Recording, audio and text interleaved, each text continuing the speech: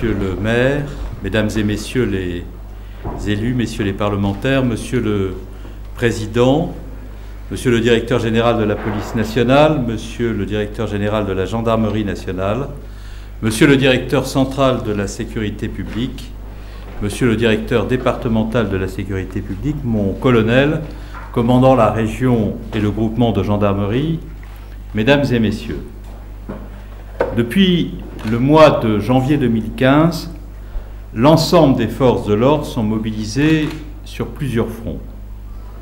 Aux exigences habituelles de leur cœur de métier, je pense à la lutte contre le crime organisé et contre la délinquance, s'ajoute désormais avec une intensité inédite la gestion de crises majeures qui sollicitent les forces de sécurité de façon exceptionnelle. D'abord, la menace terroriste, protéiforme, diffuse, élevée, qui n'est d'ailleurs pas sans lien avec les phénomènes délinquants, nous le savons bien depuis les événements les plus récents. Ensuite, la crise migratoire, qui concentre les efforts des services bien au-delà de la seule direction centrale de la police aux frontières et fait appel à toutes les compétences des forces de sécurité, du renseignement à la sécurité publique, de l'investigation à la gestion de l'ordre public. Qui plus est, ces crises, nous le savons aussi, s'inscrivent dans un temps long, car il faut avoir la lucidité de comprendre et de reconnaître qu'elles ne seront pas réduites en quelques mois seulement. Et nous devons dans le même temps garantir la sécurité d'événements majeurs qui se présentent à nous. Je pense à la COP21, cette conférence internationale organisée par le ministre Laurent Fabius sur les changements climatiques et qui drainera à Paris plus de 40 000 personnes, parmi lesquelles de nombreuses délégations étrangères. À l'été 2016, nous aurons l'Euro 2016 qui se déroulera dans 10 de nos villes, mais qui aura des répercussions sur l'ensemble du territoire. Et nous y travaillons, là aussi, depuis plusieurs mois. Cette activité, plus que soutenue, intervient, vous en avez conscience les uns et les autres, dans un contexte particulièrement contraint. Je dirais même dans un contexte doublement contraint. Au plan opérationnel, tout d'abord, la destruction de plus de 13 000 emplois dans les forces de sécurité entre 2006 et 2012 pèse énormément, il faut en avoir conscience, sur nos capacités.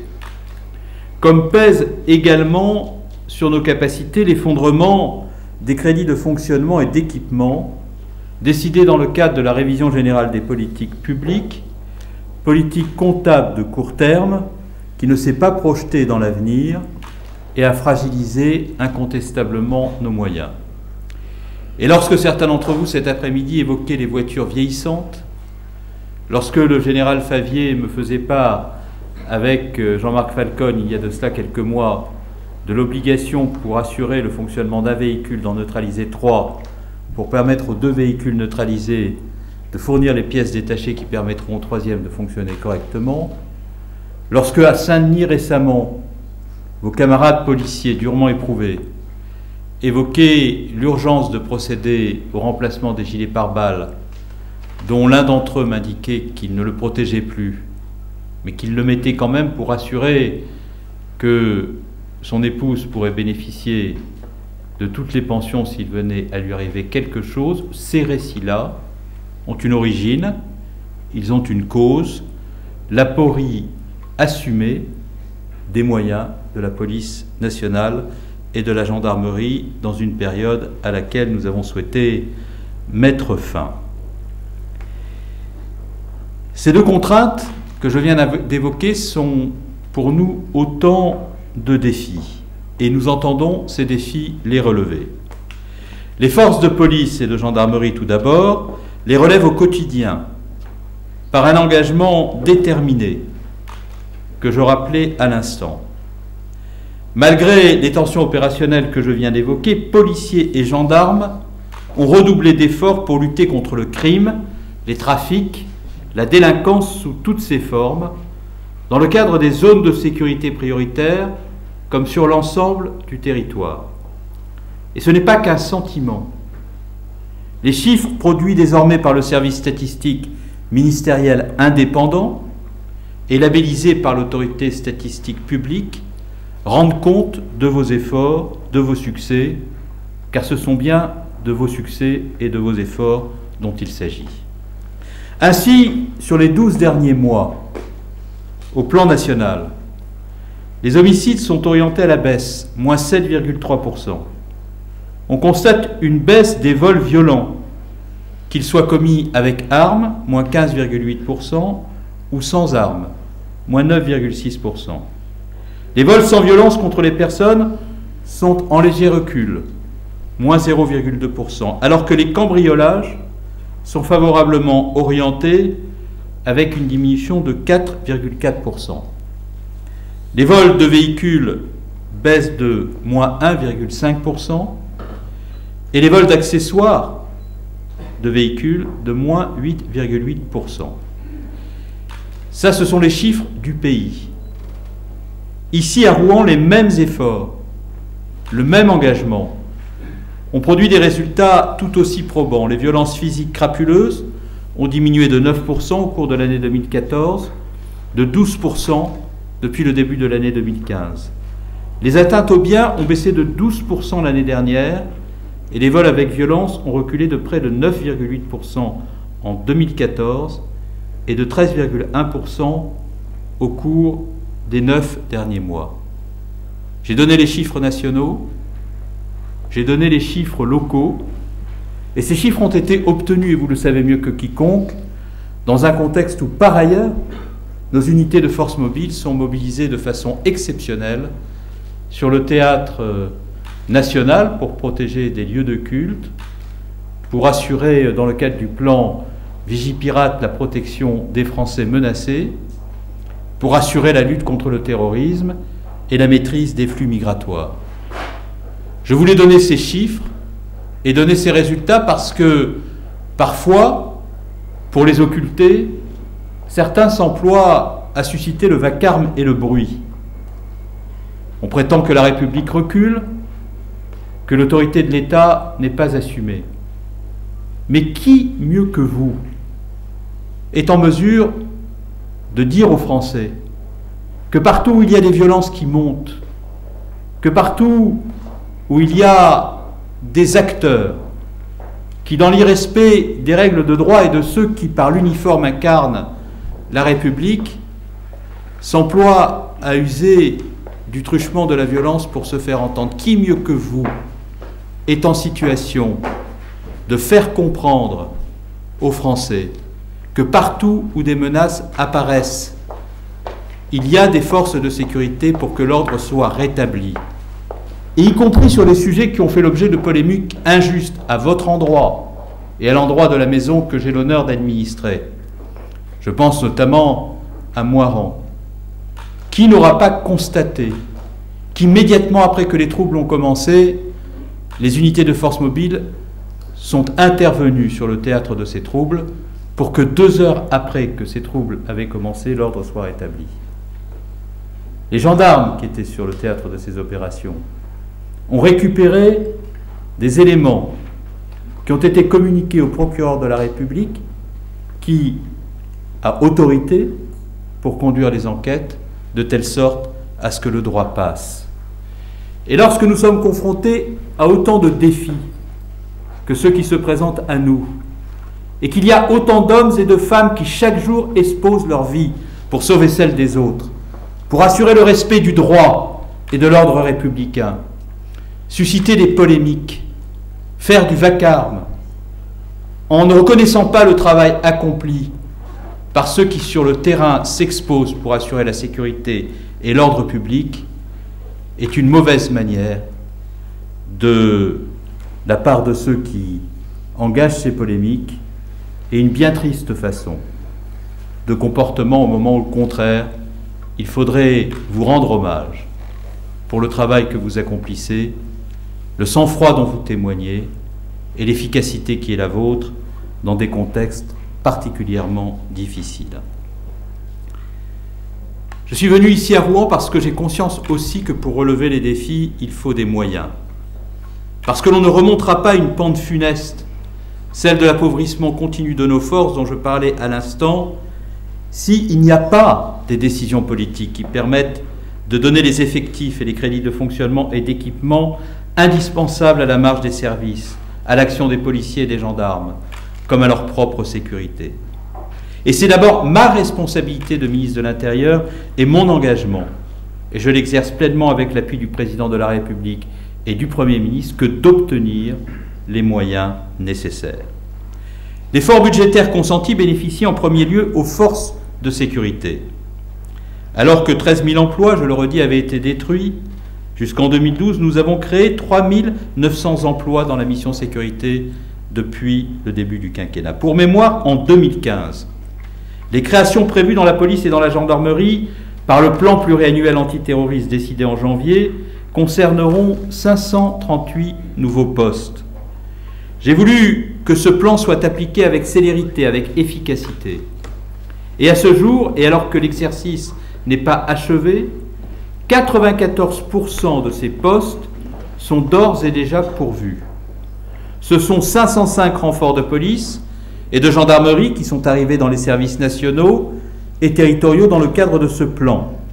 Direction générale de la sécurité intérieure, police judiciaire, préfecture de police, renseignement territorial, gendarmerie, mais aussi secrétariat général, notamment sur les fonctions informatiques qui sont consubstantielles à toute police moderne. Cet effort, mesdames et messieurs, je ne le relâcherai pas en 2016. Ainsi, 445 effectifs supplémentaires rejoindront en 2016 les forces dédiées à la lutte antiterroriste, dont 390 postes dans la police, 55 postes dans la gendarmerie nationale, et l'effort de mobilisation des réservistes de la gendarmerie nationale sera poursuivi à hauteur de 100 000 jours. Au-delà de la lutte antiterroriste, j'ai souhaité également répondre aux besoins structurels des forces de sécurité. Le renforcement des effectifs de la police et de la gendarmerie sur le terrain quotidien de la lutte contre la délinquance et de la criminalité, de l'ordre public, c'est-à-dire dans le domaine de la sécurité publique, se poursuit inlassablement. Cet engagement qui a été pris au début du quinquennat le sera à nouveau en 2016. Il sera même amplifié par la décision annoncée par le Premier ministre de doter les forces de police, notamment la police aux frontières et la préfecture de police, ainsi que la gendarmerie, de 900 effectifs supplémentaires répartis entre les deux forces de sécurité. Au total, mesdames et messieurs, en 2016, ce seront 1632 effectifs supplémentaires, précisément, qui viendront renforcer les forces de sécurité pour que vous puissiez avoir dans la police et dans la gendarmerie les moyens de fonctionner. Mais l'effort consenti ira bien au-delà des effectifs. En ce qui concerne les forces de sécurité, alors que les forces de sécurité avaient perdu des crédits de fonctionnement à hauteur de 8% entre 2007 et 2012, une augmentation de 1,6% des crédits de fonctionnement et d'investissement a été prévue en 2014 et 2015. Ces crédits continueront à croître à hauteur de 3,1%, c'est-à-dire avec une progression doublée en 2016. Là encore, il convient de rappeler que les moyens de fonctionnement et d'investissement de la mission sécurité sont la condition de l'efficacité des interventions de nos forces. Car à quoi sert-il de créer des emplois si les forces de police et de gendarmerie ne sont pas équipées de véhicules, d'armes, de moyens numériques, de moyens de communication, de moyens de protection, je pense aux gilets pare-balles, qui permettent à nos forces d'intervenir dans toutes les conditions avec un niveau d'équipement qui leur permettent précisément d'être efficaces lorsqu'elles incarnent l'ordre face à la violence. Pour la police, comme pour la gendarmerie, nous allons poursuivre le renouvellement du parc automobile. Je veux ici vous confirmer que chaque force bénéficiera de 40 millions d'euros qui permettront l'acquisition pour chaque force de 2000 véhicules neufs. Dans la police, la modernisation technologique sera accélérée. 27,2 millions d'euros seront consacrés en 2016 à l'unification des plateformes de réception des appels d'urgence, au renforcement des infrastructures et des applications fondamentales, comme la plateforme de signalement Pharos ou encore le portail Keops d'accès à différents fichiers. Le Fonds interministériel de prévention de la délinquance recevra 17,7 millions d'euros supplémentaires pour poursuivre les actions de lutte contre la radicalisation, pour accompagner la vidéoprotection et la sécurisation des sites sensibles, pour contribuer à l'équipement des communes en terminaux portatifs de radiocommunication, en gilets pare-balles, en armement des polices municipales. Concernant la gendarmerie, j'ai également souhaité que l'effort de modernisation du parc immobilier de la gendarmerie soit poursuivi. 70 millions d'euros sera consacré en 2016 à la création de près de 5000 logements modernes pour les gendarmes de notre pays. Par ailleurs, le déploiement du projet Néogent, dont on me parlait tout à l'heure, permettra également de doter les gendarmes d'outils mobiles, d'accès au système d'information, dans une logique de proximité et de souplesse dans l'emploi des forces, en particulier en milieu rural. Et à ce plan centré sur la mobilité, s'ajoutera le volet 2016 du plan de modernisation technologique de la gendarmerie, qui permettra de développer des dispositifs de pré-plainte en ligne ou encore d'aide à la décision s'appuyant sur les données de masse. La police et la gendarmerie ont besoin d'effectifs, la police et la gendarmerie ont besoin de moyens. Elles ont aussi besoin de femmes et d'hommes pleinement engagés, confiants dans l'avenir, épanouis dans le métier choisi, car on ne s'engage pas par hasard au service de la sécurité des autres, alors que la sécurité des autres présente sa part de risques et de contraintes pour chacune et chacun d'entre vous. C'est le sens de la feuille de route dont le président de la République a fixé les grandes orientations le 22 octobre en recevant à l'Élysée les organisations syndicales de la police et les représentants du Conseil de la fonction militaire de la gendarmerie. Cette feuille de route est dense. Elle concerne tout à la fois l'allègement de nos process internes, la simplification de la procédure pénale, les parcours professionnels, les carrières, les rémunérations, mais aussi les conditions de travail, qu'il s'agisse des cycles horaires ou de l'accélération des achats d'équipements. Le cap a été tracé par le président de la République, le calendrier est fixé, il est court, le chef de l'État ayant demandé que le cycle de concertation engagé dès la fin du mois de novembre s'achève à la fin du mois de mars prochain. Il concrétise là encore la volonté forte du gouvernement, sous l'autorité du chef de l'État et du Premier ministre, de donner corps à la priorité donnée à la sécurité du pays, à votre action, à votre protection. Pas par des discours, encore moins par des polémiques stériles, mais par des actes, des recrutements, des crédits et des priorités. Ces priorités ne concernent pas seulement la lutte contre le terrorisme ou l'immigration clandestine. Les écoles de police sont pleines. Et aujourd'hui même, ce sont 962 élèves gardiens de la paix qui sortent des écoles au titre de la 234e promotion pour venir grossir les rangs de vos services, pour une très grande partie d'entre eux dans les services de sécurité publique. Au total, en 2015, nos écoles auront formé et mis à disposition des services de police 3 479 gardiens de la paix. Dans la gendarmerie cette année, ce sont 2 873 sous-officiers qui, au terme de leur formation, auront rejoint leur unité. La police du quotidien, dans les commissariats, les brigades, les compagnies républicaines de sécurité ou les escadrons de gendarmerie mobile seront les premiers bénéficiaires de ces recrutements massifs. Et que l'on ne se méprenne pas davantage sur ce sujet.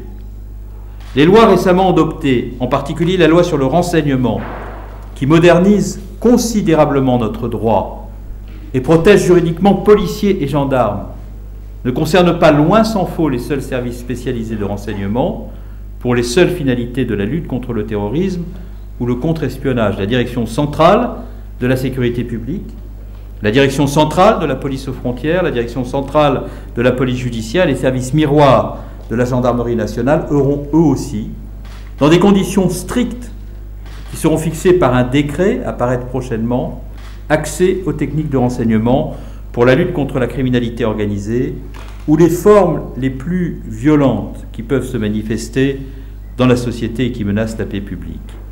Et je continuerai à enrichir le cadre juridique de votre action au quotidien, notamment en défendant dans les prochains mois les dispositions législatives qui vous permettront d'utiliser en toute sécurité juridique les caméras piétons qui, au terme de l'expérimentation en cours, permettront de faire baisser les tensions lors des contrôles ou des interpellations et de vous protéger contre les mises en cause indues. Nous travaillons aussi à une évolution de la doctrine de l'usage des armes pour tirer tous les enseignements de faits récents, notamment les enseignements des attentats de janvier dernier. Ce chantier est difficile, car les principes d'absolue nécessité de proportionnalité, heureusement fixés par la jurisprudence et la Cour européenne des droits de l'homme ou la Cour de cassation, encadrent la réflexion. Mais une voie existe et nous l'explorons. Et je m'attacherai aussi, vous en doutez, à peser de tout mon poids dans les travaux de rédaction des textes qui permettront la simplification de la procédure pénale, en pensant aux policiers, aux gendarmes, aux magistrats qui au quotidien voient leur activité pénalisée par un formalisme inefficace et d'un autre âge. Je m'attacherai aussi résolument à faire en sorte que le dispositif de transaction pénale dont vous disposez juridiquement désormais soit pleinement et largement appliqué. Il en va de la crédibilité de votre action, de l'efficacité de la réponse pénale et, pour tout dire, là aussi, là encore, de l'autorité de l'État. Sous mon autorité, enfin, les services travaillent à la finalisation du plan de lutte contre les trafics d'armes. Ce plan comportera bien entendu un volet opérationnel fourni, mais il nécessitera également, pour être pleinement efficace, des adaptations de notre droit et des initiatives conduites au plan européen et international, tant ces trafics sont aujourd'hui mondialisés et qu'une nation seule ne peut agir efficacement. Vous le voyez, la tâche ne manque pas, ni pour vous, ni pour moi. Je sais le prix de vos efforts et je vous demande de ne jamais douter de la force de ma volonté. Mesdames et messieurs, vos efforts sont reconnus.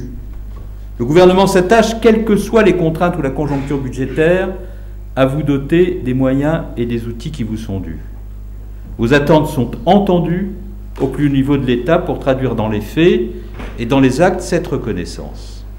Et c'est précisément cette volonté, cette priorité affirmée, ce souci de concrétiser sur le terrain les décisions prises par le gouvernement et par le Parlement qui me permet de vous annoncer aujourd'hui la mise en œuvre dès l'année 2016 d'un plan ambitieux de renforcement des équipements des brigades anticriminalité, des BAC, de la police nationale et des pelotons de surveillance et d'intervention de la gendarmerie.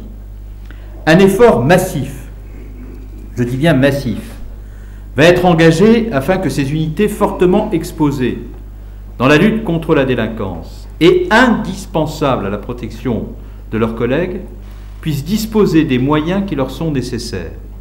Les BAC et les PSIG forment en effet un échelon d'intervention décisif, déployé en complément de l'action conduite par les patrouilles des commissariats de police ou des brigades territoriales de gendarmerie.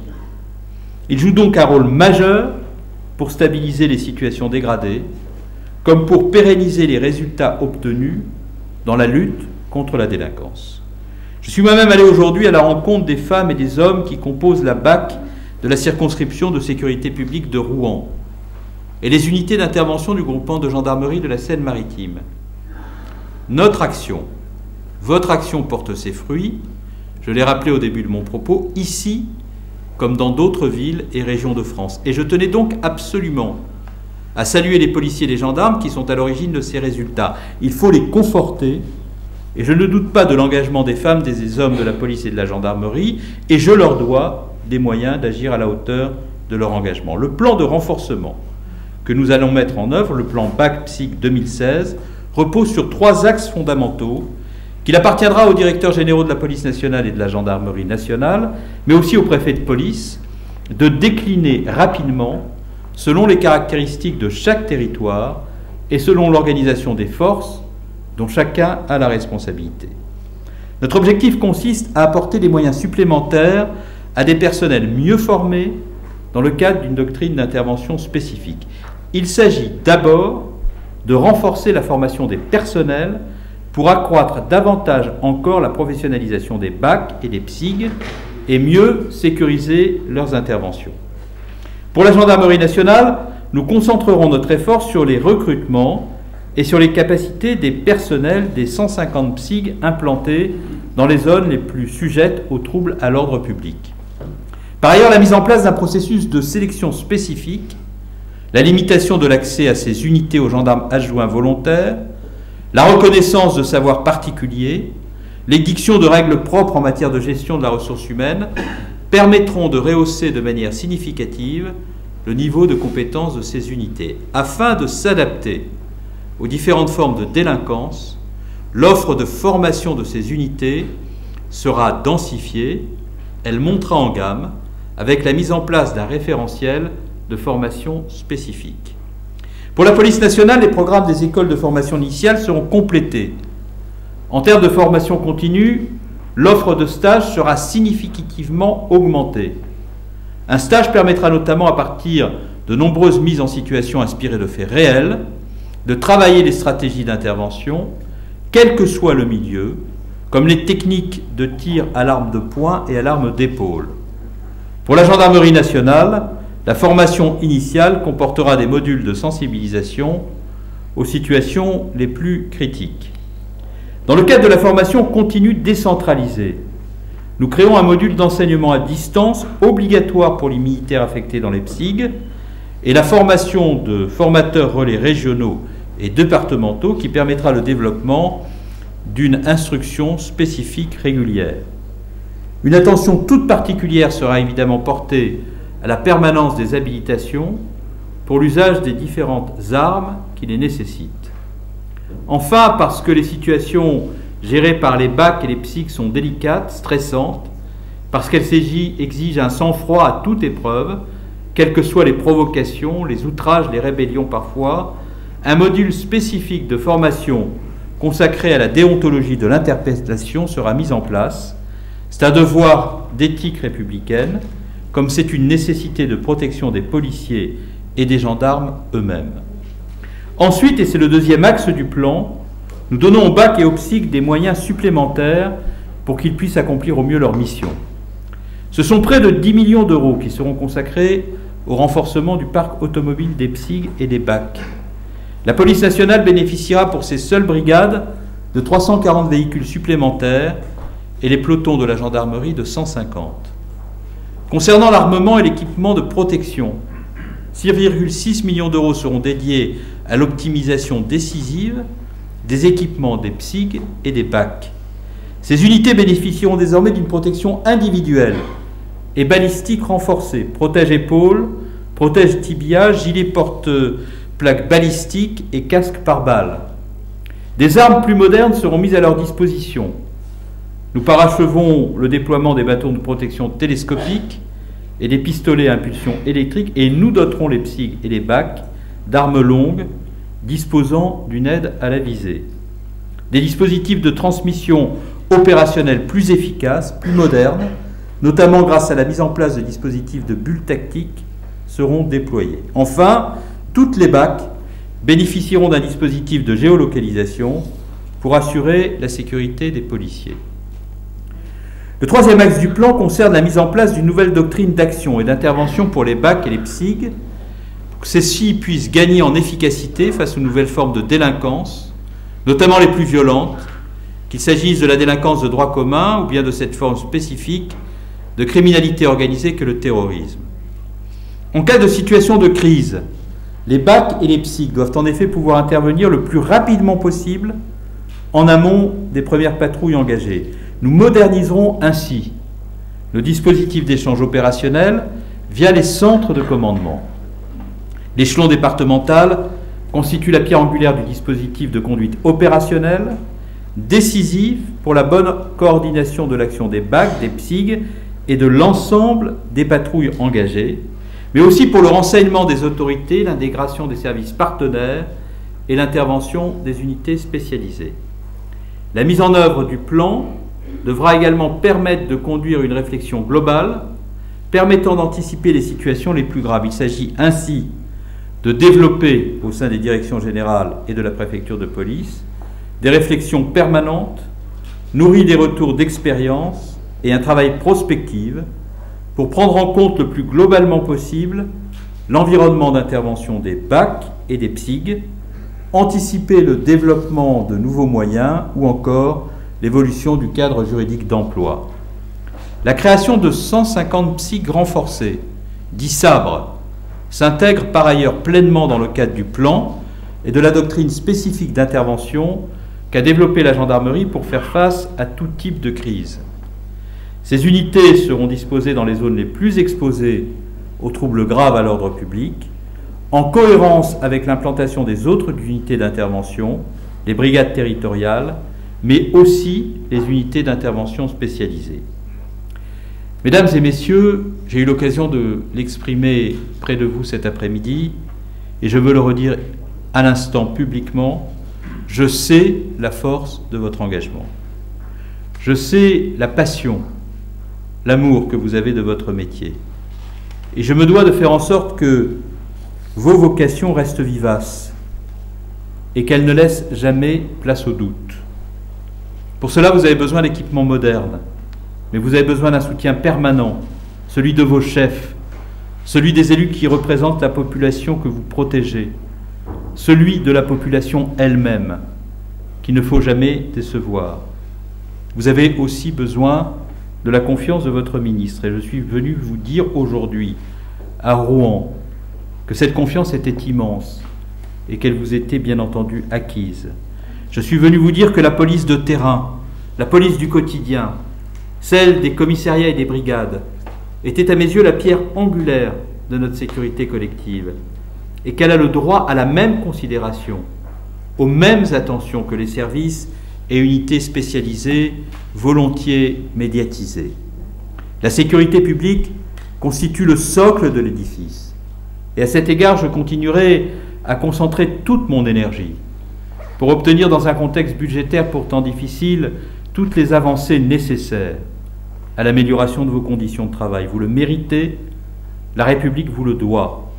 Et pour que vous soyez en situation, en son nom, d'asseoir l'autorité de l'État, de donner toute leur force à nos lois, pour que ceux qui minent la vie des autres, qui s'attaquent aux forces de l'ordre, soient mis rapidement hors d'état de nuire.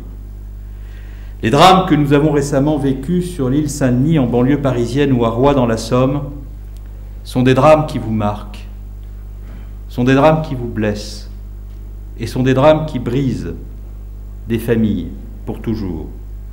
Je n'ignore pas que les forces de l'ordre sont la cible quotidienne des violences et des outrages. Les rapports et les notes que je lis chaque jour à cet égard me révoltent, comme me révolte et m'indigne la douleur des familles brisées que je rencontre à chaque fois qu'un tel drame survient.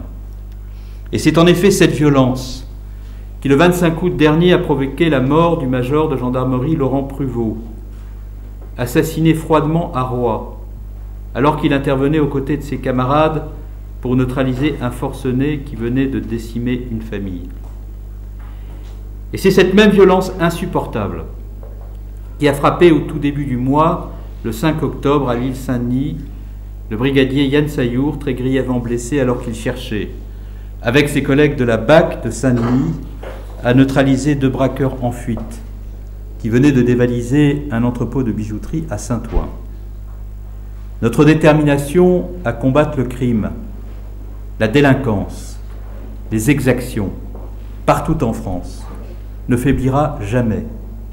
Tel est le message que je suis venu vous adresser, à vous qui êtes en première ligne, courageux, valeureux, chaque jour plein de bravoure et solidaire dans les épreuves, lorsque l'un des vôtres tombe avec courage pour assurer la sécurité des Français. La République, vous le savez, est partout chez elle, et nous ne tolérerons jamais aucune zone de non-droit. Personne, je dis bien personne, ne peut s'affranchir impunément de la loi commune, car il n'y a qu'une seule loi, une seule, celle de la République, et il n'y a qu'une seule autorité légitime, celle de la puissance publique, celle de l'État ou celle des collectivités territoriales, car je n'oublie pas non plus les polices municipales. Là où cette autorité est contestée, dans les quartiers et les territoires où elle a pu sembler en recul, la République reprend ses droits. Voilà l'objectif et le sens profond de notre action. Je pense encore une fois aux événements survenus à Moirans, et c'est parce que rien jamais ne peut justifier la violence imbécile, celle qui s'empare d'un village, d'un quartier, d'un territoire, que des unités de force mobile ont été dépêchées sur place et que l'ordre a pu être rétabli en 2 heures. Sous l'autorité du parquet, une enquête est en cours. La gendarmerie y apporte son concours actif et la force du droit ne tardera pas à punir ceux qui ont pensé pouvoir s'y soustraire. À Moirans, comme ailleurs, les délinquants seront identifiés, interpellés, ils seront livrés à la justice. Voilà, mesdames, messieurs, ce que je suis venu vous dire aujourd'hui. Un message de fermeté, un message d'effort partagé, un message de reconnaissance et de confiance, un message de foi inébranlable dans les valeurs de la République que vous incarnez, dans le respect du droit, la primauté du droit, dont vous êtes le bras armé.